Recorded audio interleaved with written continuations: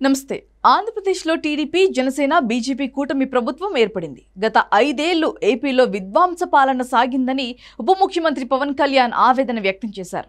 ఆ పాలన నుంచి రాష్ట్రాన్ని కాపాడటం కోసం టీడీపీ, జనసేన, బీజేపీ కూటమిగా ఎన్నికల్లో పోటీ చేశాయి. గత ప్రభుత్వ పాలనలో ఎన్నో అవమానాలు ఎదుర్కొన్నామని, వ్యవస్థలను బతికించాలనే ఉద్దేశంతోనే అన్ని తట్టుకొని నిలబడ్డామన్నారు.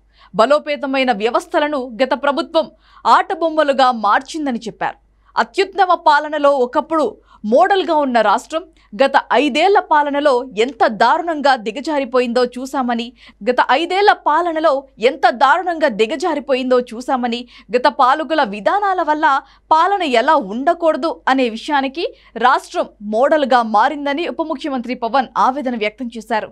రాష్ట్రంలో వ్యవస్థలను బలోపేతం చేసే దిశగా కూటమి పాలన కొనసాగుతుందని, 164 శాసనసభ స్థానాలు, 21 లోక్సభ స్థానాలు, 93% స్ట్రైకింగ్ రేట్తో ఎన్డీఏ కూటమిని ప్రజలు ఆశీర్వదించారని, ప్రజలు మనపై పెట్టుకున్న నమ్మకానికి న్యాయం చేయాలని ఉప ముఖ్యమంత్రి పవన్ కళ్యాణ్ జిల్లా కలెక్టర్ల సమావేశంలో అన్నారు.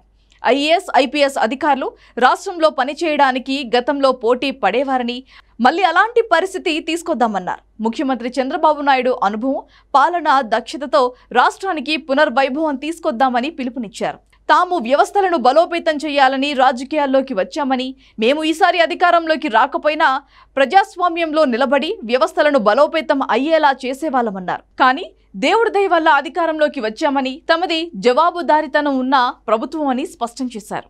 రాజ్యాంగం ఎంత గొప్పగా ఉన్నా దాన్ని అమలు చేసేవారు సరిగ్గా లేకపోతే ఆ వ్యవస్థ పనిచేయదన్నారు. బలహీనమైన రాజ్యాంగం ఉన్న ప్రజల కోసం పనిచేసేవారు ఉంటే ఆ వ్యవస్థ ఖచ్చితంగా పనిచేస్తుందన్నారు. అనుభవం ఉన్న వ్యక్తి చంద్రబాబు. నేర్చుకోవాలనుకునే తనలాంటి వారు కలిసి వ్యవస్థలను ముందుకు తీసుకువెళ్తామని తెలిపారు. చంద్రబాబు విజన్ను తాము ముందుకు తీసుకువెళ్తామన్నారు. విభజన వల్ల 20 ఏళ్ల పాటు అవమానాలు, ఇబ్బందులు పడ్డామన్నారు. చివరకు బోర్డర్ దాటడానికి కూడా ఇబ్బందులు పెడితే వాటిని కూడా లెక్క చేయకుండా ముందుకు వెళ్లామన్నారు. ముఖ్యమంత్రి చెబుతున్న స్కిల్ సెన్సెస్కు సలహాలు, సూచనలు అవసరమని కలెక్టర్లకు పవన్ కళ్యాణ్ స్పష్టం చేశారు.